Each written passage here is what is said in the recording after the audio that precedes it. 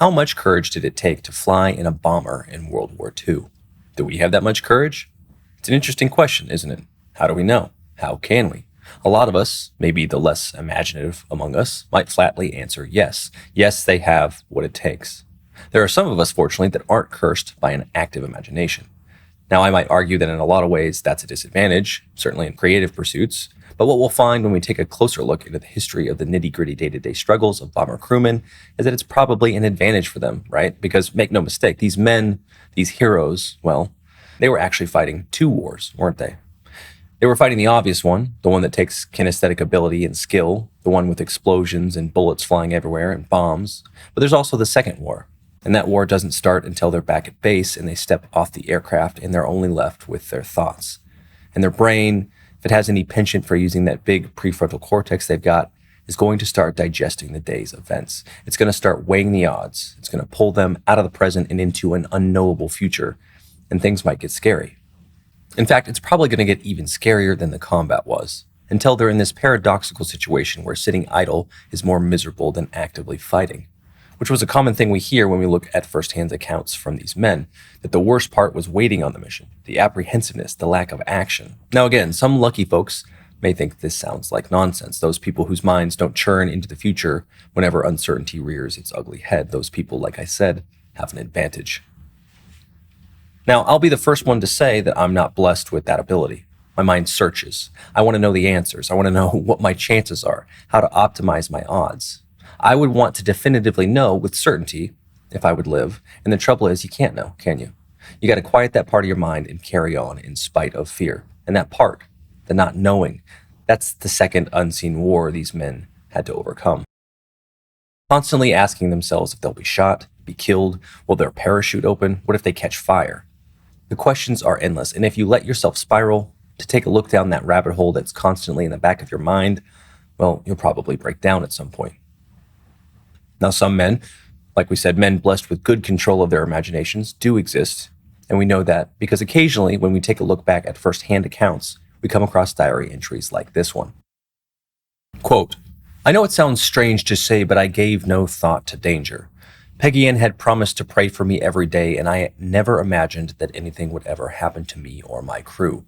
The whole business remained something of an adventure." Unquote. Now that's a pretty incredible outlook to have rid yourself of the horrors of imagination, entirely convinced that you'll come through things okay. But how long until that outlook cracks? How many friends can you watch die before that confidence begins to erode? We'll take a look at that a bit later. Now for others, for the unlucky ones, the horrors of war came right up and looked them square in the face immediately. And not just once, but multiple times. Again and again. And the ones that had to face this and maybe had less of a gift for quieting their minds, well, they didn't make it. They became psychiatric casualties, or even worse, were labeled as lacking moral fiber and reduced to nothing in their respective societies. Nearly traitorous it could be to lose that invisible war within yourself. And we'll see when we take a look at the ones that didn't make it, what they were willing to do to carry on, to experience fear like probably none of us will ever experience in our lives and keep moving forward, to keep fighting until they couldn't anymore. And make no mistake, like you've heard time and time again, every man, even when he refuses to give in to fear, eventually has a breaking point in which his body itself begins to fail, wherein the physical manifestations of this hidden inner conflict begin to wear a person down, sometimes with odd effects. So let's take a deep dive, shall we? And really get into what it took mentally to get through World War II as a bomber crew member, in which we'll try to paint a picture of what these men were up against and what the nature of courage really is.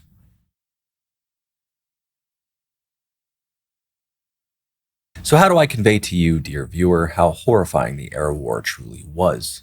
Well, not knowing myself really makes it a challenge, but I suppose a good way to try to do it would be to start with the cold statistics we're used to, then move on to more humanizing tales we have from the era. So in terms of statistics, they're pretty bleak. On average, an RAF bomber crew member had a 67% chance of being killed on their first combat tour and an 84% chance on their second. And those in the 8th Air Force didn't fare any better, with an overall fatality rate of 71%. Now, brutal statistics such as these place being a bomber crew member as the second most deadly job in the war, with only German submariners suffering higher loss rates. Now, typically, stats like these don't really elicit much of a reaction, do they? We can't really comprehend that. But just to try to give you another perspective, can you imagine a game of Russian roulette with a six-shooter and all but two of the cylinders are loaded? Can you?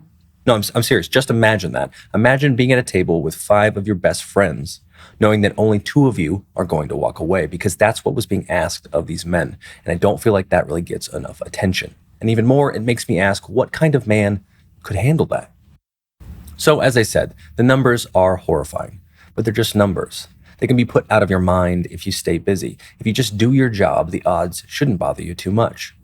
But what did tend to bother people was watching those odds become real in front of their eyes. And to convey what that was like, I'll be taking a couple passages from Half a Wing, 3 Engines in a Prayer by Brian D. O'Neill. Quote, "The sky was covered with quite a number of planes and debris from planes that had exploded. It was really tough, close fighting. We were being hit from all sides. The slower German fighters were hitting us from the back with 20mm cannon shells and rockets.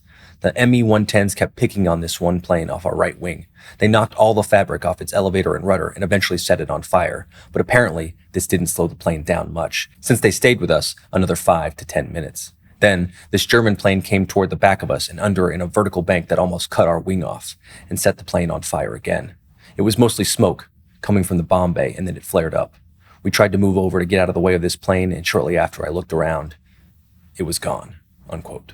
Incredible, right? I mean, I've been a pilot for 12 years now, and this is more chaos in 30 seconds than I'll likely see in my entire career, but it gets worse.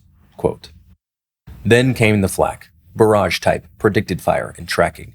They threw up the works. Looking at the ground, I could see the flashes of the gun batteries for about 8 miles around on all sides, blasting away. In the sky around us, there were bright red flashes, followed by large puffs of black smoke that filled the air. One flak shell burst so close to the right waist window that it damaged the right waist gun and knocked the 2 waist gunners down. One turned to the other and said, 'I think I'm dead.' The other said, 'Me too.' The plane had flak holes all over it except the nose, which only had one hole that was in the tip of the glass." Unquote. And these are the ones that made it. You have to remember, these are those relatively untraumatic experiences I mentioned before. To get a real look at some of the horror, we have to look at those that didn't make it. Now, this quote is pretty long, but I'm going to read it, the whole thing, because I think it drives my point across. And for the record, these are from a psychiatrist's case files during the war, so they're pretty interesting because we can see how understated everything is, even when these guys were completely breaking down. Specifically, this second lieutenant is presenting as, quote, "jittery and depressed," which, considering what I'm about to share, might be a bit of an understatement. I'll let you be the judge. The officer has been on 19 operational missions in the European Theater of Operations. On the second raid, his plane was badly damaged. He states that the Plastek's nose was riddled in a sieve-like fashion by an aerial bomb that filled the nose with smoke and cut him on the hands. The hydraulics on the plane were also shot out. On getting back to base, he felt shaky and nervous, and that night couldn't sleep without thinking about what he had been through. On this raid, he saw his first fortress go down. The next raid was Emden, where they encountered heavy flak, had several holes shot in the wings, and he saw a B-17 receive a direct hit, disintegrate, and go down in pieces without any parachutes opening up. On the return, he was shaky again, nervous, and couldn't sleep. 2 days later, he went on another raid to Germany and developed oxygen trouble, which scared him. It was a rough raid, he said, and his plane was damaged to the point of being unserviceable for future raids. Several days later, on the raid to France, he saw the plane in which his squadron commander was a pilot receive a severe fighter attack, do an uncontrolled loop, and collide with 2 other B-17s, which spun into the ground. His own plane received some flak hits. On return to the base, he felt nervous and shaky, but says he avoided going to the doctor because he didn't want to give up. On the next raid, to Bremen, heavy flak was encountered and many fighters met them on the way home, and he saw their wing plane spin in and crash into the sea with his best friend aboard. The Kiel raid was the worst. His gun was frozen, and he sat helplessly watching repeated fighter attacks and heavy flak. The plane in which there was a general was on his wing, and he saw it crippled and swing down through the cloud over the target. Not one got out that he saw. In rather quick succession on his plane, the tail gunner passed out from anoxia, and all but 2 guns froze. The number 2 engine was hit and caught fire, and the plane on the other wing was hit, went out of control, and side-slipped directly underneath them, so close that the pilot of his plane had to pull up sharply to avoid the crash. This plane then crashed into the B-17 on the opposite side, and they had to do evasive action to miss pieces of B-17s that were flying in the air. Horrifyingly, he saw the ball turret knocked off and go down like an apple, with the gunner still inside. He saw another man jump with a burning parachute and fall like a hunk of lead. Shortly after, another neighboring ship did a loop and spun in. He saw another lose its wings and the fuselage went down end over end with no parachutes being seen. He saw another snap roll and one wing came off. His own plane was badly damaged and had to be salvaged after this raid. On coming into land after this raid, the plane ground looped on landing. This raid was a disastrous one for his group. 10 out of 19 planes failed to return. The remainder were well shot up, and several, including his own, were wrecked on landing. The general was missing, and everyone was stunned by what had happened." Unquote. Now, I think for a lot of us, that would be enough for many of us to feel pretty traumatized. But it doesn't stop there. No. Let's continue. Quote, "The patient felt pent up and restless during my interrogation, and after it began crying and weeping. That night in the barracks, he broke down again while the clothes of his missing roommates were being picked up. He tried drinking to relieve his anxiety, but it didn't help much. That night, he had his first battle dreams, couldn't sleep because of vivid nightmares of crashing and falling, and one time woke up sweating profusely and was told that he had been screaming and yelling in his sleep. This raid marked the onset of a severe nervous state, and by now, throughout the day and night, he was tense, anxious, tired, depressed. Things seemed unreal, and he had difficulty concentrating. A few days later, while going on another mission, he broke down and cried in the truck taking him to the plane and vomited up his breakfast. He states that he didn't report these issues because he felt that he should have enough guts to continue. He was upset by replacement crews that came in after the Kiel raid and said it depressed him to see all the new officers in his best friend's beds. On the next raid, he went to Bremen, and they couldn't find the target.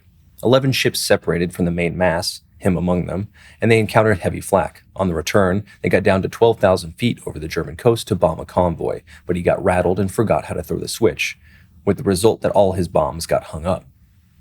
This raid, and his bombing failure in it, made him much worse. His concentration was gone, he became vague, had dizzy spells and headaches, was jittery, became very irritable and depressed, and stated that he couldn't get a hold of himself. On his last raid, he went to pieces, couldn't concentrate, and felt muddled trying to adjust his bomb sight.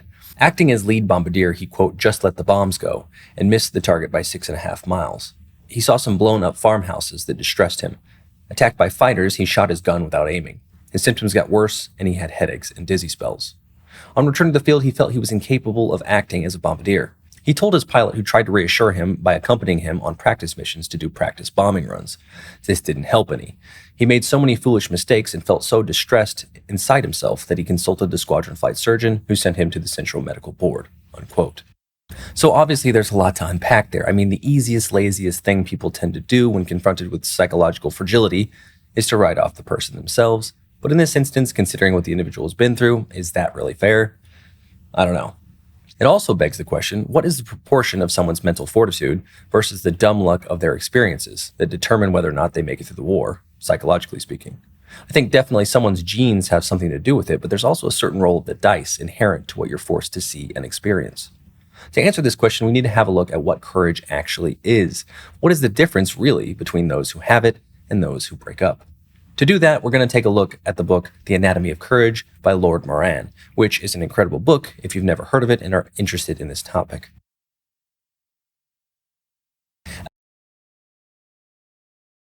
As a psychological researcher, Lord Moran sought to answer the same questions I'm asking here. To do this, he went to the trenches in 1914, determined to answer why some men appear to be as brave as lions one day and break apart the next. Also, he wanted to know what can be done to prevent this before it occurs. Quote, "Courage is willpower, whereof no man has an unlimited stock, and when in war it is used up, he is finished.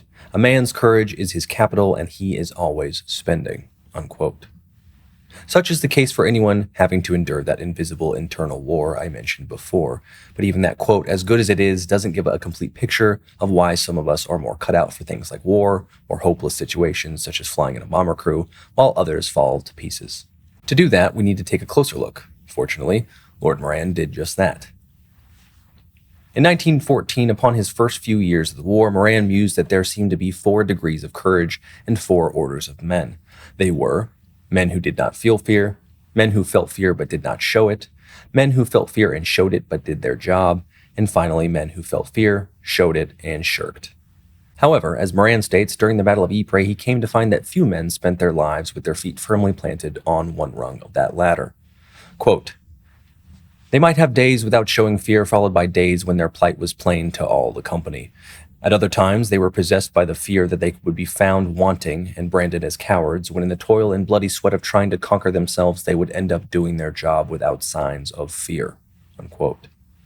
Moran goes on to discuss that modern war, in a sense, becomes the struggle to maintain a footing on the upper rungs of this ladder for each man or woman involved. However, what I found interesting is the way Moran challenges the idea of soft versus hard generations. It's common, I think, especially now, for us to look back at generations before us and imagine them as a different breed, capable of superhuman feats of courage that today's generations wouldn't be capable of. What I didn't know, however, was that this phenomenon has been a continuous cycle throughout history, of each generation being accused of being softer than the last. Moran challenges that, at least in his experience in the First World War, by saying that the legend of soldiers who stand at the top of this ladder of courage was just that, a legend. That men who did not feel fear likely do not exist, and if they did exist, they weren't the type of soldier that is required in modern warfare anyway. Quote, I do not doubt there were scattered through the armies in France during the Great War many descendants of the insensitive heroes of other days, but they were relics of a ruder time. The conditions of today were altogether unfriendly to the apathetic, straw-chewing fellow who was so staunch in battle because he never stopped to reason, to measure the odds, to reflect on his own chances of survival. The day was gone when a lot of healthy animals could be thrown at some strong place for any vague reason or want of reason. We were moving away from that primitive valor, fumbling for a type of soldier whose courage was a thought-out thing, unquote. All of this is to say that to be a successful soldier in a modern military conflict, one can expect not to be free from fear, but to conquer it, which is the key to success. Interestingly, in the book Psychiatric Experiences of the 8th Air Force First Year of Combat, 1942 to 43, the fear reaction is split into 6 different groups based on the type of fear these men endured. However, this experience is specific to bomber crew members and enlightening regarding what sort of emotional strain these men were under. In the A group, feelings of apprehension occur the night before or even at a more distant time before a mission. They visualize and feel all of the possibilities of disaster. They see the wing on fire or their blood splattered over the cockpit window. In the B group, feelings of greatest tension in most men occur in immediate anticipation between briefing and takeoff, and perhaps again over the enemy coast. It is relieved by action. There is little visualizing here, but simply subjective tension, perhaps accompanied by some visceral responses, such as butterflies in the stomach, perhaps some slight muscular jerkiness or transient tremor. In the C group, the most marked response in some few men takes place at the height of combat or at the time of catastrophe. The reaction may be one referred to the psyche, in which the man does not know what he is doing for a time and cannot fix his mind on his work, or may be referred to as the soma by nausea or uncontrolled tremor. Soma in this case just means the body. In the D group, the most marked response in some men does not occur until the raid is over and they have begun to think or talk over the events which transpired. Their feelings are overwhelmed then by the contemplation of what almost happened, or by what did in fact occur, and they continue to live through the experience with obsessive repetition. In the E group, very few men state, with what is to be believed as honesty, that they feel virtually no tension at the time in relation to combat. These men separate their fear of death and disaster from its proper cause and displace it to other matters of all sorts, such as the possibility of contracting venereal diseases or appendicitis, or such as their relations with the commanding officer, or the welfare of their kinfolk at home, or any other matter deserving some slight measure of anxiety. In the F group, an extremely small percentage of men feel almost no tension for a different reason. These men are few whose fear is almost completely converted into aggression, sometimes against the enemy, sometimes into other fields, consciously or unconsciously. This taxonomy of fear reactions is interesting because it gives us some insight into the differing types of internal struggles each airman might have faced. However, another analytical structure is provided, which delves into how these types of fear reactions come about in the first place. Before we move forward and talk about the most successful attitudes of those who made it through the conflict unscathed, let's take a look into how the emotional landscape shifted over time, at least for the boys in the 8th. In the first stage, as the new crews arrived at their base, men were usually somewhat insecure and defensive, either consciously or unconsciously. This was apparent, Major Hastings states, that the men were either overly self-assured or particularly shy, but usually the former. At this stage, the men did not accept the possibility that they would ever be afraid and would openly discuss older men who mentioned their fear as flak-happy. After about 4 or 5 raids, these attitudes would disappear entirely after the men had finally seen the real factors in combat situations. You can kind of think of it as a humbling process that was a pretty conscious process. The men would deprecate their former cocky attitude and openly discuss their anxieties, frequently overswinging and discussing their somatic symptoms and feeling quite hopeless about their chances of survival. Occasionally, this caused men to grow careless about their technique and equipment. In the third evolutionary stage, after about 10 raids, the men had experienced intense fear and by now knew that they could deal with it. Often, men found that the care and skill and coolness in the pilot and crew had a real bearing upon the question of his return. He would get in a groove, as it were, and develop a serious sense of camaraderie with his crew. Sometimes this stage would continue until the end of the war. The men had found a set of defense mechanisms that worked, and a sense of tranquility came over them. They were usually quiet and cool, but when they drank, it was usually small amounts unless they chose, while on leave, to deliberately overindulge, which was thought of as a useful release of feelings. Most of their thinking, while present at the base, however, was on the job. At this stage, no other values existed other than those meaningful to combat. By the final 5 raids, after exposure to continual fatigue and fear, men would frequently fall into a state of insomnia, fatigability, weight loss, anorexia, indifference, restlessness, loss of concentration, interest and efficiency, marked irritability, loss of libido, and a fairly marked depression. These symptoms were not due to any particular mental illness, rather the flyers had insight into what caused their symptoms. But more often than not, while these symptoms would be sufficient to allow the crew member to be released from combat duty, he would not quit, choosing instead to continue his duty. Finally, following the termination of duty, the men usually had a period of time where the symptoms mentioned previously were exacerbated. When leaving the conflict, they often felt depressed, indifferent, restless, dissatisfied, and uncertain for a period of weeks. Interestingly, shortly after the cessation of mission flying, they often forgot the internal and external stressors they were subject to and began to talk about combat like novices again. They once again marveled at hearing of instances of courage that had previously been commonplace and daily happenings in their own lives. So, we know the various types of fear someone might encounter in a situation like this, and we know a bit about the general timeline in which a crew member who must fly 25 missions before they're released must keep their courage alive. So, who was successful, and what qualities did a person like that have? Fortunately, during the strategic bombing campaign, a study of 150 heavy bombardment combat flyers was conducted to assess what qualities set them apart, if any. In terms of age, 63% of men were under 24 and only 4% were over 30. 79% of those who successfully completed the combat tour were single and only 1 had been divorced. The investigators also asked the flyers about any predispositions to what they termed emotional instability in terms of their family. Of the 150, 48% had a factor that might affect their emotional stability, 6% had psychosis in the family, and 35% had alcoholism or nervousness of major degree in the parents. 16% said their home was broken by an early death of a parent, 11% said their home was broken by divorce, and 15% described their childhood home as unhappy. Interestingly, the researchers found that some instability in the family or home doesn't necessarily mean a flyer will struggle with combat stress. In terms of factors disclosed about themselves that might affect their ability to handle stress, the investigators found that 57% had factors in their lives that predisposed them to emotional unacceptability. 29% had psychoneurotic tendencies exclusive of combat reactions. 43% either wet the bed, had night terrors, or sleepwalking in childhood. 34% had been timid and shy in childhood. Additionally, 33% had never participated in an aggressive sport, and 31% had never worked while attending school. 18% had not stuck to fixed jobs, but had changed with frequency, and 41% had no hobbies of any sort. The researchers, remarking that despite the fact that these men were successful, state that, quote, a large number of these men could be considered less than optimally stable personalities, unquote. In terms of their personalities, the researchers found that extroverted personalities were less predisposed to risk factors associated with either their family or themselves, while introverted personalities tended to suffer high predispositions towards factors about themselves. Symptoms these men experienced included 100% stated that they experienced subjective tension in relation to combat. 94% stated they experienced anxiety at some point during their tour. 29% experienced a feeling of personal hatred toward the enemy. 95% of the men developed definite symptoms of operational fatigue, with 34% suffering severely. 39% of the men suffered from insomnia. 35% of the men lost weight. 39% had somatic symptoms of anxiety. 71% developed irritability, which was abnormal for them. 22% admitted losing some efficiency at their jobs or developing the inability to concentrate. 37% became depressed or despondent for fairly long periods. 21% became seclusive at times, which was a change from their usual behaviors. And 45% increased their alcohol intake markedly during their tour. So, from this data, we can safely say that almost no man escaped from their war experience unscathed. Rather, those who were successful likely suffered to a lesser degree and were able to tolerate it longer than their peers who were unable. To illustrate this, we know that fights were frequent in the barracks and between officers at dances. Using a Tommy gun to shoot out the lights in the barracks was reported on multiple occasions, and likewise, intense hazing on replacement groups was commonplace, with graphic scenes the old flyers had experienced often being used as a means to psych out the rookies.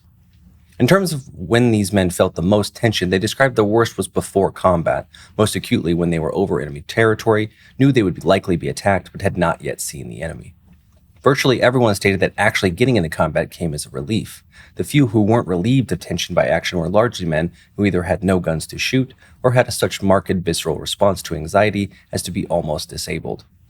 This point was sufficiently evidenced in feelings of relief actually brought on by catastrophe. That is, a number of men who had to bail out or ditch or were wounded stated that they felt much better in combat afterwards because they knew what the worst or almost the worst that could happen was like, and in consequence they had nothing more about which they needed to worry. So what other correlations were there? Well, in regard to basic personality type, a few extroverts had severe symptoms, and no introverts were asymptomatic. Extroverts tended to develop more conscious aggression against the enemy and less somatic symptoms, depression, and seclusiveness than the average group. The introverts developed less aggression and more insomnia, more loss of efficiency and concentrating power, more depression, and more seclusiveness than average. There also tended to be a preponderance of officers among the group with severe symptoms. Also, those who suffered severely tended to be over the age of 25, however, none over 30 had severe symptoms, nor did they stay asymptomatic. Additionally, there was a preponderance of men with a family background predisposing them to instability in the group that developed severe symptoms. However, 2 of the 7 men who were asymptomatic were predisposed in family background, 1 severely so. There was also a preponderance of men with heavy predispositions in their own lives in the severe symptom group. However, 3 of the 7 asymptomatic flyers were heavily predisposed to instability. Interestingly, the researchers concluded that while predispositions to instability might be of some worth in determining how combat stress is endured, that is, the severity that it is experienced, it wasn't a whole lot. Of the 51 who suffered severe symptoms of combat stress, 17 had psychoneurotic tendencies unrelated to combat, 4 had a family history of psychosis, 20 had alcoholism, 9 had an unhappy or broken home, 23 had childhood bedwetting, night terrors, or temper tantrums in childhood, 4 had long periods of poor health in childhood, 19 had never gone for tough sports, and 15 had not done outside work while going through school. Probably most interestingly, they concluded that there was no correlation between severe flying stress, such as being wounded or personally having to bail out of an aircraft, and the development of severe symptoms, which essentially flies in the face of my earlier assumption that luck had something to do with whether you made it through the war or not, psychologically speaking. It appears those who had the ability to endure such stresses would likely endure them regardless of their experiences. Also, the researchers made a differentiation between officers and enlisted, finding that on average the severity of symptoms developed was greater in the group of officers. In regards to the type of symptoms, the officers developed less personal aggression toward the enemy and had considerably more insomnia and loss of efficiency and power of concentration. The officers also developed less increase in alcohol intake. So what are the takeaways here? Well, in summary of those who successfully carried out their tour, we know successful heavy bombardment combat flyers tended to be young and without major responsibilities. Their life patterns showed emotional instability in nearly half the cases, with psychoneurotic tendencies in nearly a third of the cases. Their life patterns are not marked by asocial acts. Their life patterns are characterized by vigor, persistence, and physical health. 51% were extroverted, 29% introverted, and 20% rigid personalities. Most of the men experienced severe and close combat stress. All experienced subjective tension, with the worst being in immediate anticipation, and 94% had subjective anxiety in relation to combat, which worsened toward the end of the tour. Less than 1/3 felt personal hate toward the enemy. 22% admitted to losing some efficiency at their jobs or developing the inability to concentrate. Many experienced aggressive acts, which are frequently associated with combat stress. In virtually all cases, tension was relieved by the action of combat. Emotional instability are only a slight weight in determining the way in which combat stress is endured. There was no positive correlation between the severity of symptoms developed and the severity of combat stress. In comparison with the total group, relatively more officers were rigid and more enlisted men were extroverts. More officers than enlisted men developed severe symptoms, had a history of family psychoneurosis, and had psychoneurosis in their own lives. And usually these men came from large families of all levels of social and economic security, but in general, they came from higher levels. So, as I said, it's pretty apparent that even the men who made it through the conflict were struggling, with a third of them even reporting severe mental health issues. So what was the big factor in their success? Why didn't they become psychiatric casualties while others did? They were obviously suffering, so what kept them going? Well, as we know, the kinship with their brothers in arms was a large part of it, not wanting to disappoint the people that they served with. But, for example, in the RAF in particular, leadership wasn't sure whether this would be enough, so they essentially institutionalized shame as a weapon against perceived malingering. The term lack of moral fiber was an administrative term rather than a psychiatric diagnosis, and first appeared in an Air Ministry policy proposal to deter aircrew from reporting sick without cause. In a nutshell, it was a response to rising psychiatric casualties from early operations of bomber and coastal commands. In large part, it came about because at the time it was believed anxiety was contagious and would pull down the morale of the rest of their groups. As such, it was thought that they must be removed from their squadrons immediately. However, that wasn't enough. They also made the decision that the punishment for tapping out should have widespread social consequences. As such, those accused of having lack of moral fibers were sent to assessment centers where they were shamed by loss of rank and privileges, given no opportunity to redeem themselves, and were often discharged. Lack of moral fiber as a policy was formally introduced after the No. 3 Group of Bomber Command, based in East Anglia, mounted a number of recon missions and raids on Wilhelmshaven and other German naval bases. Because the No. 3 Group flew Wellingtons, which were considered robust if flown in tight formation, it was thought that they would stand a good chance against the German Luftwaffe. However, in the daylight, they proved vulnerable. And after a total loss of 41 bombers and attrition rates over 50%, the faith of both senior commanders and crews, who at first were accused of poor tactics and lacking in technical skill, was severely shaken. As the Wellington was thought of as an aircraft among RAF's best at the time, the high attrition rates caused a crisis of confidence in bomber command. While new tactics were developed to reduce losses, it was also thought important to put increased pressure on crews to continue to fly these hazardous missions. To accomplish this, the administration in Bomber Command devised a method to institutionalize this pressure. According to Bomber Command's proposal for their new policy, there existed a residuum of cases where there is no physical disability, no justification for the granting of rest from operational employment, and, in fact, nothing wrong except a lack of moral fiber. This new policy also helped assuage the fears of senior commanders who feared that this new generation of soldier was softer than the generation that fought in the First World War. Interestingly, commands in 1914 and 15 had complained in a similar vein that the youth of the industrial age lacked the physical strength and resilience of the farmhands who had fought in earlier wars. Essentially, the LMF policy was a calculated use of stigma, and while it was a tragedy from a humanitarian point of view, it was one made from the minds of those who crafted it by operational necessity. Even though group medical officers knew the causes of LMF and shell shock, which was a true psychiatric diagnosis that entitled the flyer to a war pension and an honorable discharge, LMF was still employed to provide the social pressure to keep the men in line. So how did they tell the difference between a true case of lack of moral fiber and a real psychiatric diagnosis? Well, they didn't really. Like those in the 8th, it was really only a matter of whether or not they became a problem by choosing not to carry out their missions. On April 22nd of 1940, Charles Evans, a principal assistant secretary and barrister by training, crafted the waiverer letter that drew a distinction between two types of aircrew who refused to fly.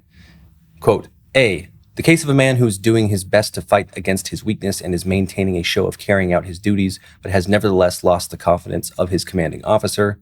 And B, the case of a man who has not only lost the confidence of his commanding officer and his courage and resolution, but makes no secret of his condition and states openly that he does not intend to carry out dangerous duties. Unquote.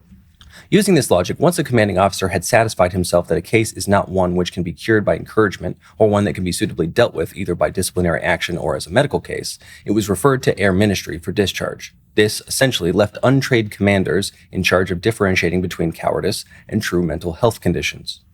Because of this, there was soon a flood of cases in which it wasn't clear to those in the Air Ministry whether or not they were truly sick or simply lacking in moral fiber. To clarify these cases, in July of 1940, Air Commodore Oxland chaired a conference to consider medical aspects of lack of moral fiber. He set the tone by declaring that, quote, wavering was a matter which called for strong action to prevent the rot, unquote. The RAF consultant neuropsychiatrist raised no objections to this idea and supported the removal of all waverers, though they advocated sympathetic treatment of the borderline cases attributable to severe and shattering experiences in operational work, which might respond to careful handling. However, this argument found no purchase as Auckland continued by saying that the dangers of too lenient treatment of failures, from whatever cause, owed to the possible undermining effect on other officers striving to maintain their morale. Despite this, a pamphlet was issued to field doctors to assist them in determining whether a waverer was an actual medical casualty or a coward, but admittedly, the guide failed to resolve the dilemma. It referred to shell shock in the First World War as a reference point, stating, quote, if this man were in the infantry and reported sick with the complaint that he could no longer face shell fire, should I regard him as medically unfit and send him down the line? If the answer is yes, he is entitled to consider the case one of neurosis and send the patient to the hospital with the label NYDN. As such, instead of being immediately discharged, those diagnosed with lack of moral fiber were now sent to what was referred to as NYDN centers, or not yet diagnosed nervous. On admission, men were stripped of all rank and were treated mostly with disdain. The fact of the matter was that men were treated as though they were cowards unless they could prove otherwise. In an NYDN center located in Brighton, for example, RAF personnel were forced to march along the seafront, distinguished by uniforms that had been stripped of all badges. If personnel were unable to be rehabilitated in an NYDN center, they would truly be labeled as lacking moral fiber and be either discharged or reduced to their basic trade. Even more, however, was that being discharged with an LMF label ensured that one would never be able to take a well-paid job in civilian life. As the current policy was so brutal, it did not take long for many to criticize the policy, and as such, a revision was soon made. The first problem was the most obvious, because the policy drew a sharp distinction between those who had a recognized physical illness and all other cases. Many who had verified psychological disorders were often classified as cowards. Also, the policy made no account of the background of the individual before they were admitted to the medical system. For example, the difference between a flyer that broke down in training versus a flyer that suffered after 40 combat missions was not noted or accounted for. Furthermore, psychiatrists in the NYDN centers and station commanders did not enjoy signing the death warrants of men who, whilst they had given good service and were willing to undertake any operational duty required of them, were nevertheless jittery and, as a consequence, had forfeited the confidence of their commanding officers. Yet it was highly desirable that they should be withdrawn from their squadrons. Because of this, it became necessary to develop a system that allowed administrators to differentiate between those who are judged to have given way to their nervous symptoms without a struggle and those who had made a serious attempt to overcome them. In September 1941, a revised protocol was introduced that coined the term lack of confidence to describe aircrew under assessment. In this way, a squadron medical officer might find himself unable to discover, quote, evidence of a physical or nervous illness, yet remain in doubt whether the case should be regarded as one of sickness or lack of confidence. This term was an improvement as it carried with it the implication that confidence might be able to be restored. After its introduction, soldiers who had been broken down in battle were admitted to exhaustion centers to avoid implication of illness and to convey the idea that a man's physical and mental well-being would be naturally restored. In 1942, it was proposed that a new term, quote, temperamental unsuitability, be introduced as a label that might be used for people who had a predisposition for neuroticism, but were unable to overcome it despite trying their best. As such, it was recommended such individuals be treated less harshly than LMF cases, and while stripped of their flying badges and rank, they were not barred from holding good jobs in civilian life. However, none of these suggestions were implemented as the Allied bombing offensive over Germany was just getting underway, and commanders were not in a position to relax any strictures on crews engaging in hazardous missions. By October of 1944, a retrospective look at the policies surrounding the idea of lack of moral fiber ended up with the government entirely dropping the terminology to avoid embarrassment. By October of 1944, a retrospective look at the policies surrounding the idea of lack of moral fiber ended with the government entirely dropping the terminology to avoid embarrassment. However, the memory of the egregious policy was permanently enshrined in the RAF culture, and it was still used until the 1960s as an explanation as to why aircrew might fail in training or once they had become operational. Interestingly, what ended up truly ending the use of the term was the widespread adoption of real diagnoses, such as combat fatigue, which was a term adopted by the U.S. forces engaged in the Vietnam War that gradually spread to the UK, while the formal recognition of PTSD in the 80s shifted the emphasis from the individual to the event itself. Now, I think it goes without saying that these policies lacked a lot of humanity and caused a lot of undue suffering among those who were misdiagnosed and probably had actual mental health conditions. However, as we touched on before, we have to remember that Britain was in a war of national survival in which every resource mattered. From the perspective of the leadership, if even one true malingerer was kept in combat because of a fear of being labeled as lacking moral fiber, then the policy was working as intended. While in comparison to the U.S. 8th Air Force, the RAF took an overall more heavy-handed stance towards situations like this, the U.S. still treated individuals who reported that they were unable to continue as outcasts and cowards. The unfortunate fact is, for the aerial bombardment crews of the Second World War, even when depression, anxiety, and even somatic symptoms cropped up, it was likely better to try to continue rather than face a potential lifetime of shame and reduced social standing. As such, we see cases such as those we discussed in the previous section, of men who made it through their tours, limping to the finish line, suffering greatly, yet continuing on with their duties. So to wrap things up, I really wanted to take a second to highlight the invisible war going on within each flyer, the war being waged within themselves from the moment they began their first combat mission. While some, as evidenced by the data we have, bore the stress of their jobs more easily than others, we know everyone involved experienced severe anxiety and stress at one time or another. And the fact was, their willpower was consistently being taxed as the missions mounted, one after another, until many of those lucky enough to avoid becoming physical casualties would become psychiatric ones. As Lord Moran said, From their bank accounts of courage, they were continually making withdrawals. Facing the likelihood of death at somewhere between 50 to 80% depending on the service and the year, these men knew that even when they barely had enough willpower left to keep going, it would have been more honorable to die fighting than to admit to their superiors that they could no longer handle the pressure. Even when their hands shook and they were puking in the van on the way to the airplane, the right thing to do was to keep going, their health be damned. I think perhaps it would be too bold of me to say that these men were the bravest men in modern history, but I think they definitely have a strong case for it.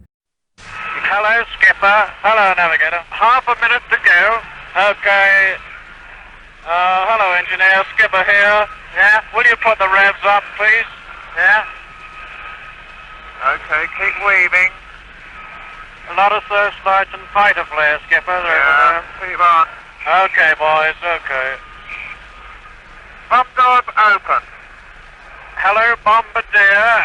Okay when you are. Bomb doors open. Bomb doors open, Bombardier. Right. Steady. Steady. Bomb's going in a minute. Hey, Jimmy, try to behind us, boy. Bomb's steady, man. Hurry up, Jimmy, hold it up. Where is he, rear gunner? Can you see him? Down! Down! Down! He's shot down! Did you shoot him down? Yeah, he's got him, boy, right in the middle. Right about taken, keep weaving, and some black coming at me. Okay, don't shout all at once.